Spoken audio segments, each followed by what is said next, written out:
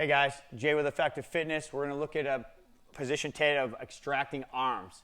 Now listen, we can extract the arms at any point in the arrest phase. He may become cooperative, he may become uncooperative. Very common actively resistant position is when their arms are trapped underneath them.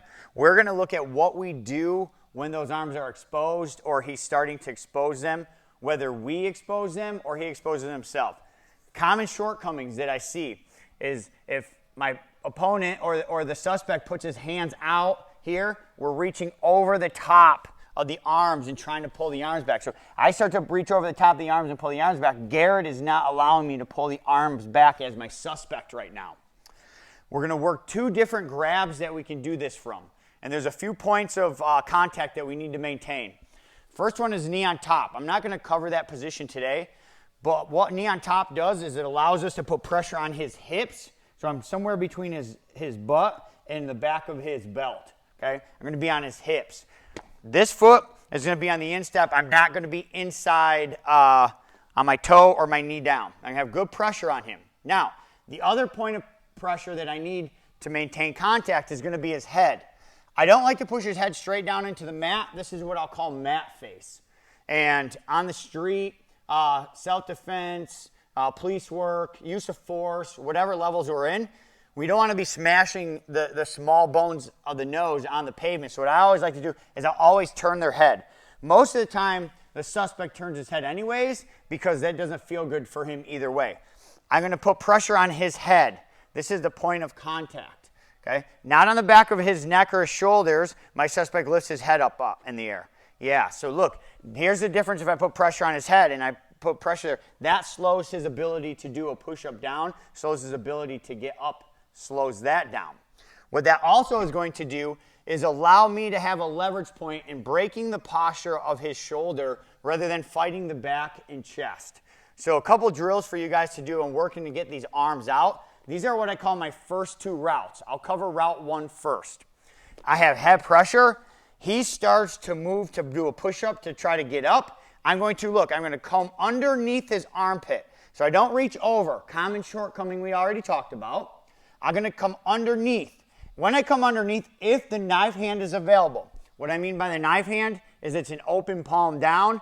I'm going to take the outside of his knife hand and as many fingers as I can possibly get there and get a good solid grip on it. I'm not going to have my thumb in there. My thumb's going to always be attached on most of these grips to the side of my hand so I don't have that weak point. The key here is the counter pressure on the head. I'm going to go to the hand. I'm going to grab that meaty part of the knife hand and I turn it towards his chest. That has put the elbow over the hand. That breaks the posture of his shoulder. Now, even if Garrett doesn't allow me to pull his arm back, I can slide it on the mat or the ground. I flare my knee open. I put the hand up inside here. Okay? I can control this with two hands now. I could come back to the head pressure if I need to. So one more time on that one. Get used to coming underneath. So this is a good drill that you can do with your buddy at work, your friends. You don't need a mat. You can do it in the grass. You can do it on the rug. You can do it anywhere. But it's going to help you extract this arm. All we're doing is almost like in wrestling is rolling the wrist underneath to pull this arm out and put it up on the back. Okay? There's a wrestling move that we do that for to start running arm bars, so on and so forth. One more time, I got head pressure. He starts to do a push-up. Again, I keep his head on the ground. I comb the back of the armpit. I grab the meaty part of the hand. I turn it in before I pull. I don't get here and start to pull. His elbow is behind his hand. He's strong. I turn the hand in, and now I have the leverage point, and I pull the hand here. I personally like to go two hands on one, switch it back to this grip, and then come back to the head.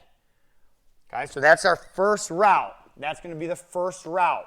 The second one is I can't get to the meaty part of the hand, or it's a closed fist, or maybe it's not all the way extracted out yet, and maybe I just like dig my arm in, and I get to the wrist. Same thing, he's winging down. What I'm going to do here is I'm going to use my forearm and my weight to now break the posture of the shoulder. Then I slide it out. I don't start pulling. Okay, again, if I start pulling this here, I'm not going to get the arm out.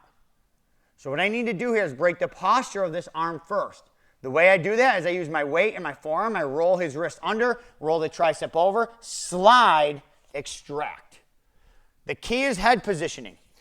Neither of these are going to work very well if I don't control his head, because he can lift his head up, start moving his body. Right? So if I'm in here on the hand and I start to pull this back and he can lift his head up, he can tuck the arm in. I can't break the pressure of the arm. That's a shortcoming that we see. So we control the hips with our knee across the top. We control the head with both hands, and then with one, when that arm becomes available, okay, I'm going to comb the armpit hair, break the posture, and then finish the extraction.